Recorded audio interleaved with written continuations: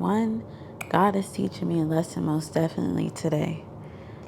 Your boy is teaching me a lesson, and that lesson is that if I truly want content to be a part of my lifestyle, I'm going to learn how to control my emotions and not get so upset when my day doesn't go as planned. I realized today that I'm having a hard time coming to terms with the fact that I'm a stay-at-home mom. All these times that I've identified myself, I never once mentioned that I'm a stay-at-home mom, and I think that's because I so badly want to fully live in my identity as an entrepreneur and content creator.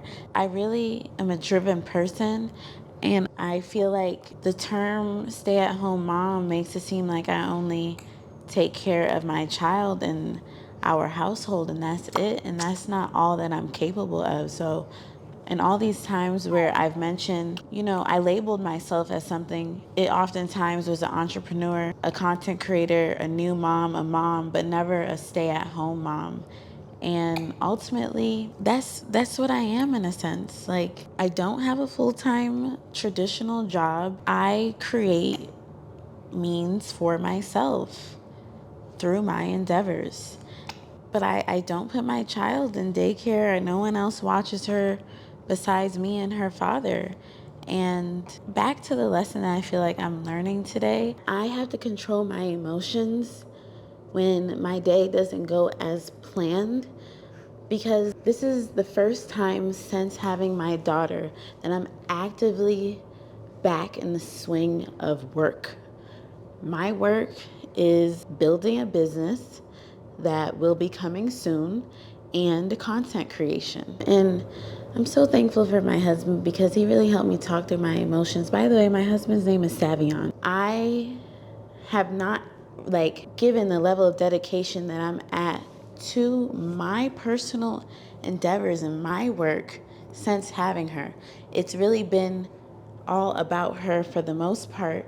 And for example, when she used to nap, I would order some groceries or figure out what else needs to be stocked in the house, handle household things, tasks that are light on the brain compared to building your brand, building your business, building an audience. Those things take a lot of mental capacity. And I am being challenged daily with being a mom and doing those things. This is my first time doing it. And he reminded me this is new. So you are going to be challenged. You are going to go through stuff emotionally. And I'm sorry I keep going off on a tangent and all these types of things. But I just feel like the lesson that I'm learning is I gotta learn to control my emotions while on this content creation journey as a mother, and not only as I'm a stay-at-home mom, and that comes with its own set of challenges from a mom who has to go out and work, or even who works more of a traditional job, who gets to their bread more traditionally than how I am. And I hope you get what I'm saying by traditionally, because moms are multifaceted and they work in any type of way. Like, there's moms that, I don't know, who cares? My point is, being a stay-at-home mom is something special and specific to me, and part of my challenge with this YouTube journey that I'm on. And I can only focus on one thing at a time. I won't get too much into the business I'm developing, and it's really a pivot because I've been in business for myself since 2019 officially, and it's been a slow creep up the mountain, okay? It really has, when it comes to my business and getting it to where I want it to be. But every step counts. So that's my lesson today, because this is vlog number 6. Throughout my day, I've had these spikes of really, really high intense emotion. And I'm really trying to keep myself together. I don't want to be going through that daily. If this is something that I love, then there should be some level of enjoyment. And I remember when I first ever tried YouTube, I was stressed out and I didn't have a kid. You know, I didn't have a kid then. This is back in 2021. I did not have a child then, and I was really stressed. So this little one is tired. All right, I will talk to you guys later. Thank you. Thank you for listening to me, you know, letting me talk all this out. It doesn't always probably make the most sense, but speaking these things out does so much for me, and just thank you for listening. Unsure what the balance held, I touched my belly overwhelmed by what I had been chosen to perform. But then an angel came one day, told me to kneel down and pray for unto me a man child would be born. Oh, this crazy circumstance, I knew his life deserved a chance, but everybody told me to be smart. Look at your career, they said, Lauren, baby, use your head.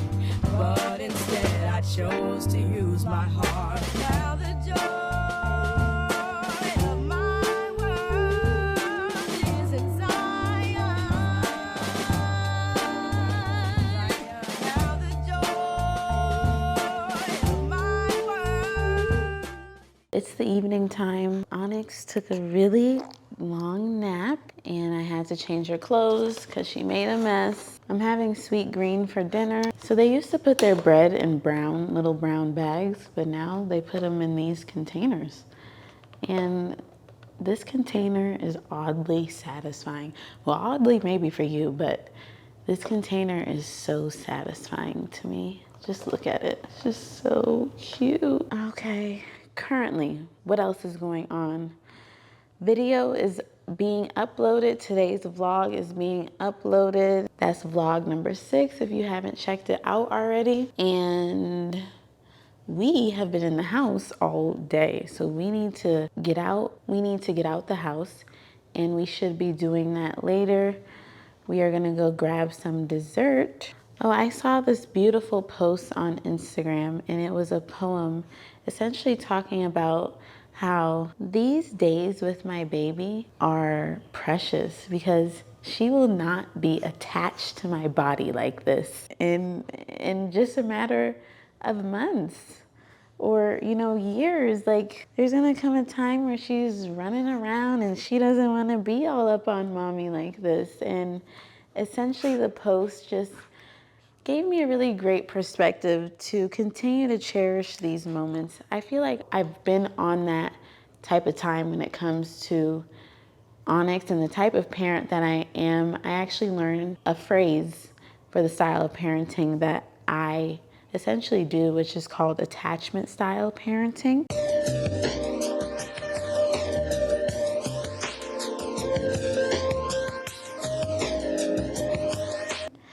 And I just want to continue to do that and continue to cherish these moments, even when she's a fussy little lady and she interrupts my work. It's all worth it and it's all great in the end. And on that same note, I saw another post and it just says, I'm grateful for early wake ups equal children to love, house to clean equals safe place to live, laundry to do equals clothes to wear, dirty dishes equal food to eat, grocery shopping to do equals money to use. I thought that was another beautiful post that allows for a perspective shift. And I read a few of the comments. A lot of the women or whoever commented obviously resonated with something like this. And the word complaining came up in the comments. And I'm just thankful to have saw those things today, because when you're in it every day, especially as a parent, sometimes you can not be coming from this perspective. And I think it's just a healthy way to view things when you can. And there's also space and time for expressing true emotions and feelings. I think that's so healthy to do. But at the end of it, I always try to find that positive aspect and fill myself up with gratitude, because one of my favorite sayings. I think it might be in the Bible, but it's when you're filled with gratitude, everything is enough. When you're filled with gratitude, everything is enough. And that quote has kept me for a long time, especially in some of the harder moments of my life and the parts of my life where when I looked around, I could easily feel that I'm lacking, whether that's intangible things or non-tangible things. So let me go see what's going on with Onyx. The baby and I wasn't able to get out this evening. You know, after I spoke to you guys, time just went on and it got too late to where if we went out, it would have interfered with her bedtime, and being out and about with a cranky baby is just no fun. So I just ended up putting her to bed after eating dinner. Earlier, I was talking about my parenting style, and Savion actually reminded me of, dang, I need my phone in order to show you what I'm talking about.